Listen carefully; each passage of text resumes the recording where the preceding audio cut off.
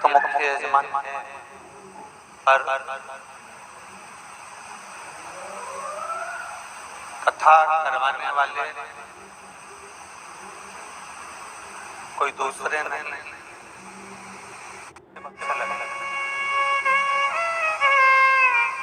तारा बाबा जी हैं, कथा सुनने वाले स्वयं तारा बाबा जी हैं और कथा स्वयं तारा बाबा जी। ये पवित्र पावन धरा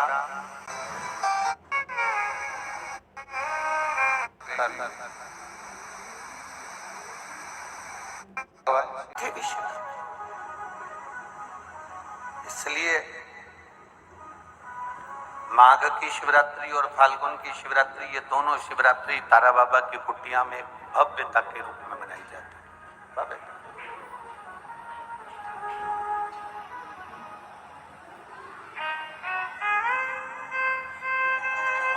गोविंद जी, दुनिया के लोग कहते हैं कि शिवरात्रि के दिन भगवान शंकर की पार्वती जी के साथ शादी हुई। ये दुनिया के लोग कहते हैं।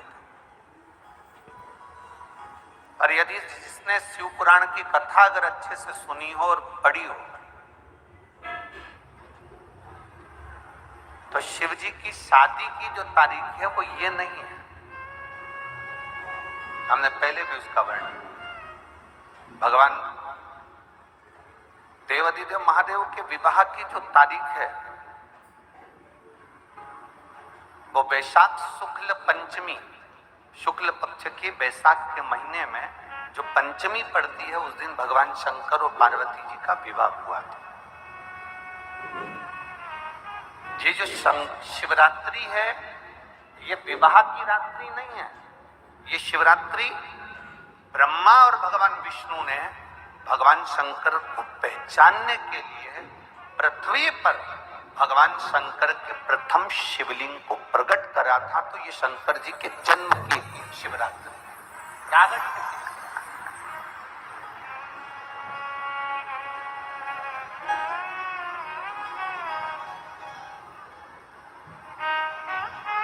ये शिव जी के प्रागट्य की शिवरात्रि। जैसे तारा बाबा जी का जो जन्म है वो शिवरात्रि का मान है। ये शिवरात्रि जो आएगी माघ की शिवरात्रि, जो मूल शिवरात्रि होती है, जिस दिन शिवरात्रि के दिन भगवान ब्रह्मदेव और भगवान नारायण ने भगवान शंकर को एक पर्वत को घुमाकर उनके लिंग की आकृति, उनका स्वरूप। आपसे कोई पूछे कि शंकर जी का जन्म कब हुआ था, बिल्कुल बेझिझक कह सकते हो शिवरात्रि के दिन, हैप्पी बर्थडे टू यू। उसमें तुम्हें सोचना नहीं है। भ्रम फैलाने वाले बहुत भ्रम फैलाते हैं। आपसे कोई पूछे तारा बाबा जी का जन्म कब हुआ तो आप कह सकते हो शिवरात्रि के दिन।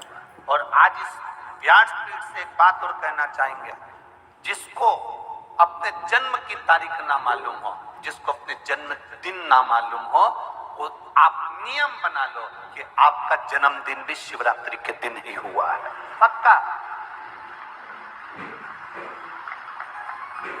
जब परब्रह्म परमेश्वर स्वयं देवाधिदेव महादेव शिवरात्रि के दिन प्रकट हो जाता है, उसका शिवलिंग, उसकी आकृति प्रकट हो जाती है। और ब्रह्मा जी ऊपर जाकर मालूम करते हैं, आकाश में बढ़ते जाते हैं, जाते हैं, तो भी उनको शंकर भगवान के शिवलिंग का छोर नहीं मिलता। भगवान नारायण नीचे की ओर बढ़ते चले जाते हैं, पाताल की ओर, उनके चरण नहीं मिलते, तब हार जाते हैं कि शंकर को पहचानना कठिन।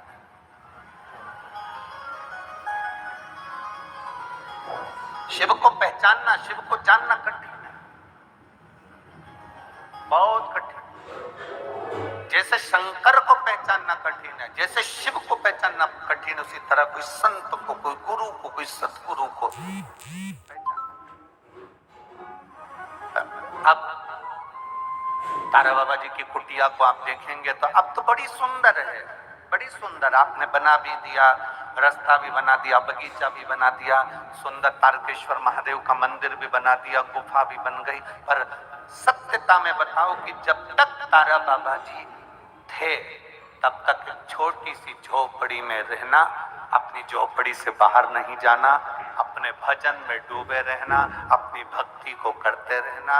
एक धूपाड़ा जला के रख लिया, उस धूपाड़े में अग्नि में सेकते रहना और अपना काम करते रहना।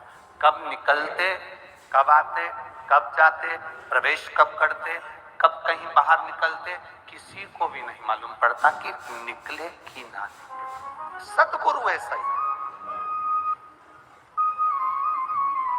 संत, असली संत की पहचान ये होती है, असली सतगुरु जो होता है, असली सतगुरु।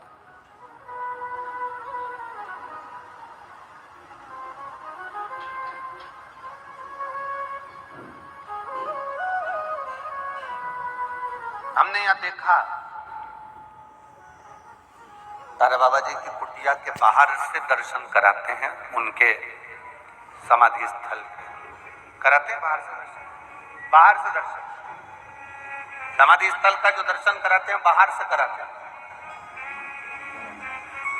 कल रात्रि को सावन पंडित जी कह रहे थे, गुरुजी अपन इतनी सारी जगह गए, कई समाधियों के अपन ने दर्शन करे, वहां तो बिल्कुल अंदर तक सभी को दर्शन कराते हैं, यहाँ बाहर से दर्शन कराते हैं। हमने कहा इसी को समझ कहते हैं। शिव महापुराण में एक वर्णन आता है, पशुपति नाथ का व्रत करो, 16 सोमवार का व्रत करो, सोमवार का व्रत करो, शिवरात्रि का व्रत करो, चतुर्थी का व्रत करो, तीज का व्रत करो, एकादशी का व्रत करो, पूर्णिमा का व्रत करो, आपका मन पड़े वो व्रत करो। व्रत करने की मना नहीं, पर शिव महापुराण कहती है, शंकर भगवान का चरित्र कहता है कि व्रत करने वाले को सबसे बड़ा नियम एक धारण करना चाहिए।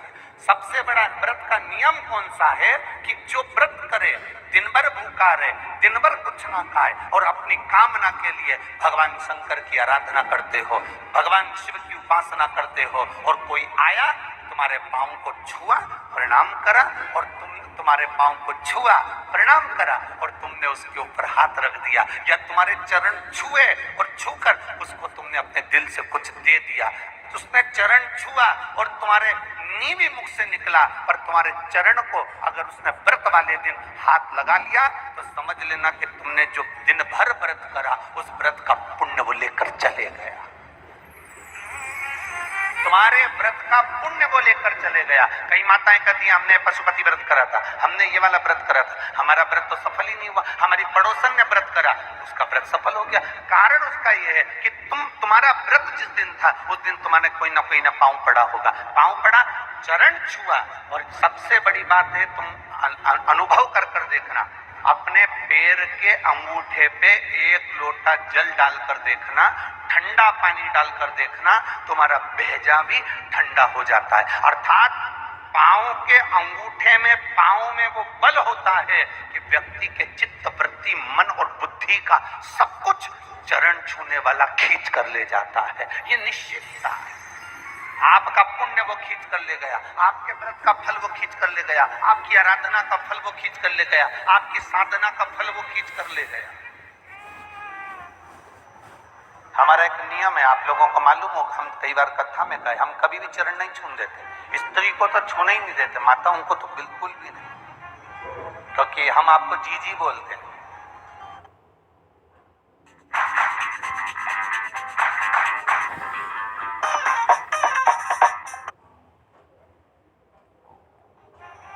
क्योंकि हम आपको जी बोलते हैं, और आप हो गई हमारी बहन, और भाई के चरण छुओ तो अच्छी बात थोड़ी ना है। हम तुम्हारे छू लें पर तुम हमारे मत छू। और हम जितने भी भाई लोग बैठते हैं इनको जीजा कहते हैं, इनसे हम हमारे चरण छुआ लेते हैं क्योंकि जीजा और साले की चल जाती है,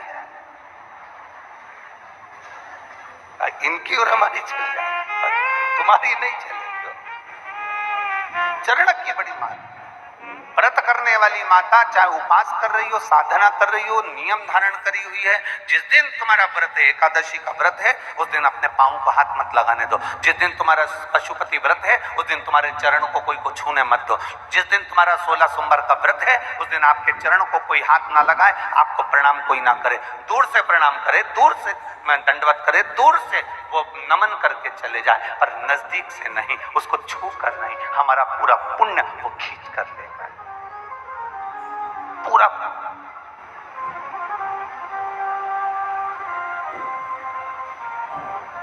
भगवान नारायण के चरण दिखते हैं, बोलो दिखते हैं कि नहीं दिखते? जम के बोलो जरा, दिखते हैं ना? भगवान ब्रह्मा जी के चरण दिखते हैं, माता लक्ष्मी के चरण दिखते हैं, भगवान ब्रह्माणी के चरण दिखते हैं, इंद्र इंद्राणी के चरण दिखते हैं, करुण देव वरुण देव सबके चरण दिखते हैं। केवल एक शिवलिंग, शंकर भगवान का केवल एक शिवलिंग ऐसा होता है जिसके चरण नजर नहीं आते कि इनके चरण कहां पर, चरण कहां है किसी को नहीं मालूम। वो तो अपनी तप साधना में लीन है। जो आता है जल चढ़ाता है, स्पर्श करता है, छूता है, चला जाता, छुआ चला।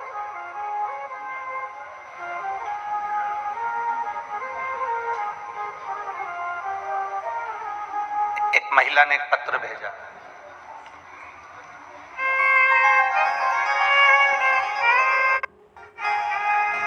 राजस्थान कावंट कस्बे की रहने वाली,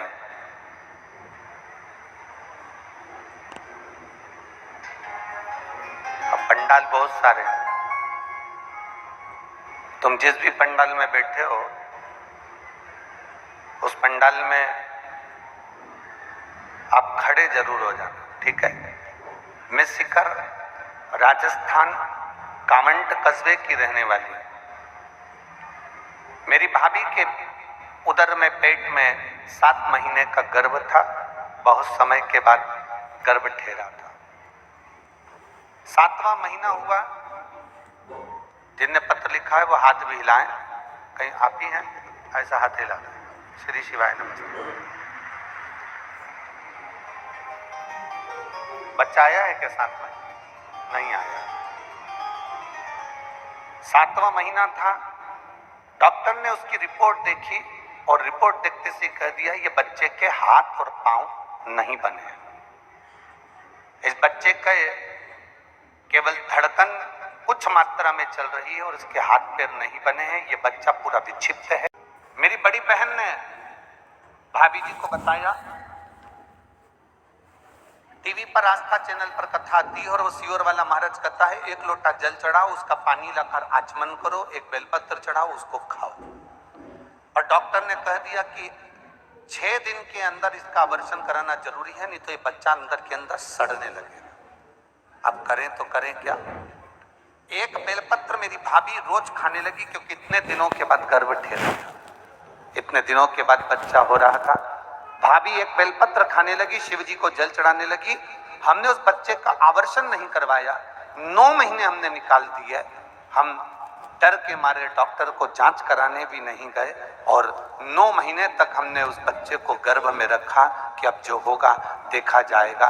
गुरुदेव, जब बच्चे ने 9 महीने बाद जन्म लिया तो डॉक्टर भी आश्चर्य में था कि इस बच्चे के हाथ पैर शरीर पूरा की पूरा स्वस्थ था, जिसका मैं फोटो लगा रही हूँ।